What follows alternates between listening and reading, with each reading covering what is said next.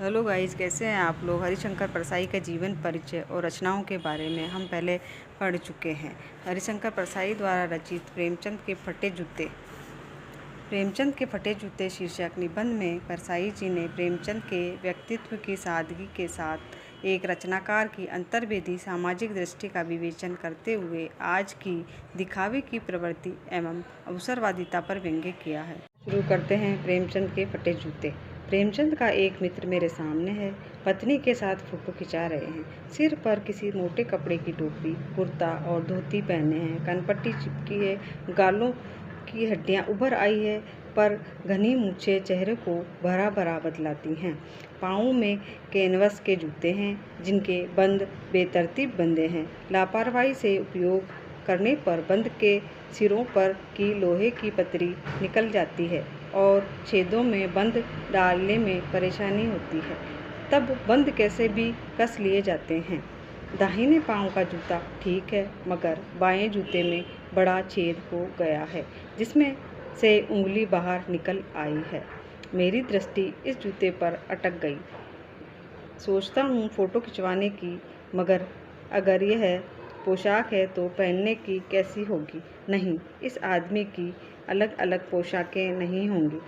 इसमें पोशाकें बदलने का गुण नहीं है। ये जैसा है वैसा ही फोटो में खिंच जाता है। मैं चेहरे की तरफ देखता हूँ। क्या तुम्हें मालूम है, मेरे साहित्यिक पुरखे की तुम्हारा जूता फट गया है और उंगली बाहर दिख रही है।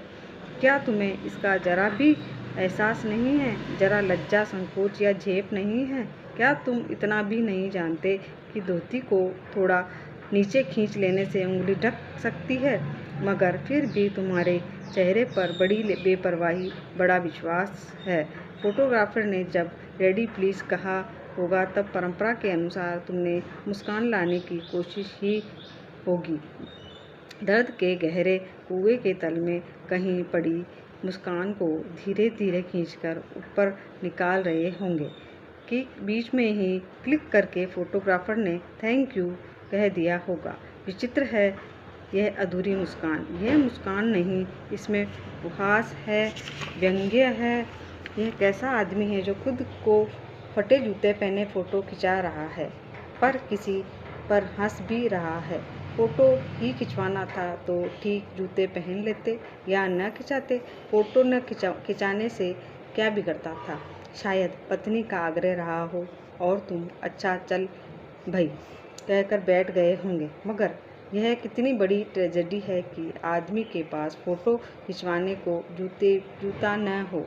मैं तुम्हारी यह फोटो देखते देखते तुम्हारे क्लेश को अपने भीतर महसूस करके जैसे रो पड़ना चाहता हूँ, मगर तुम्हारी आंखों का यह तीखा दर्द भरा व्यंग्य मुझे एकदम रोक देता है।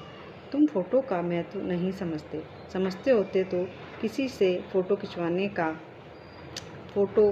के लिए जूते मांग लेते। लोग तो मांगे के कोट से वर दिखाई करते हैं और मांगे की मोटर से बारात निकालते हैं। फोटो खिंचाने के लिए तो बीवी तक मांग ली जाती है। तुमसे फोटो ही मांगते नहीं बने, जूते ही मांगते नहीं बने। तुम फोटो का दायित्व नहीं जानते। लोग तो इत्र चुपड़कर फोटो खिंचवाते हैं जिससे फोटो में खुशबू आ जाए। गंदे से गंदे आदमी की फोटो भी खुशबू देती है। टोपी 8 आने में मिल जाती है और जूते उस जमाने में भी 5 रुपये में से कम के क्या मिलते होंगे। जूता हमेशा टोपी से कीमती रहा है। अब तो जूते की कीमत और बढ़ गई है और एक जूते पर 2500 टोपियाँ न्यौछावर होती है। तुम भी जूते और टोपी के आनुपातिक मूल्य के बारे मारे हुए थे। यह विडंबना मुझे इतनी तीव्रता के पहले कभी नहीं चुभी जितनी आज चुभ रही है, जब मैं तुम्हारा फटा जूता देख रहा हूँ। तुम महान कथाकार, उपन्यास सम्राट, युग प्रवर्तक, जाने क्या क्या कहलाते थे, मगर फोटो में भी तुम्हारा जूता फटा हुआ है। मेरा जूता भी कोई अच्छा नहीं है। यूँ ऊपर से अच्छा दिखता है, अंगुली बाहर नहीं निकलती, पर अंगूठे के नीचे तला फट गया है। अंगूठा जमीन से घिसता है और पैनी मिट्टी पर कभी रगड़ खाकर लहूलुहान हो जाता है। पूरा तला गिर जाएगा, पूरा पंजा छिल जाएगा, मगर अंगुली बाहर नहीं दिखेगी। तुम्हारी अंगुली दिखती है पर पाँव सुरक्षित है। मेरी अंगुली ढकी हुई है पर पंजा नीचे घिस रहा है। तुम पर्दे का महत्व ही नहीं जानते। हम पर्दे पर कुर्बान हो रहे हैं। तुम फटा जूता बड़े ठाठ से पहने हो। मैं ऐसे नहीं पहन सकता। फोटो तो जिंदगी भर इस तरह नहीं खिंचाऊं, चाहे कोई जीवनी बिना फोटो के ही छाप दे। तुम्हारी यह व्यंग्य मुस्कान मेरे हौसले पस्त कर देती है। क्या मतलब है इसका? कौन सी मुस्कान है यह? क्या होरी का गोदान हो गया है? क्या पूस की रात में नीलगाय हल्कू का खेत चर गई? क्या सुजान भगत का लड़का मर गया क्योंकि डॉक्टर क्लब छोड़कर नहीं आ सकते? नहीं, मुझे लगता है माधो औरत के कफन के चंदे की शराब पी गया। वही मुस्कान मालूम होती है। मैं तुम्हारा जूता फिर देखता हूँ कैसे फट गया। यह मेरी जनता के लेखक, क्या तुम बहुत चक्कर काटते रहे? क्या बनिए के तकादे से बचने के लिए मील 2 मील का चक्कर लगाकर घर लौटते रहे? चक्कर लगाने से जूता फटता नहीं है, घिस जाता है। कुम्भन दास का जूता भी फतेहपुर सीकरी जाने आने में घिस गया था। इससे बड़ा पछतावा हुआ। उसने कहा, आवत जावत पनैया घिस गई, बिसर गयो हरि नाम। और ऐसे बुलाकर देने वालों के लिए कहा था जिनके देखे दुख उपजत है, तिनको करबो परे सलाम।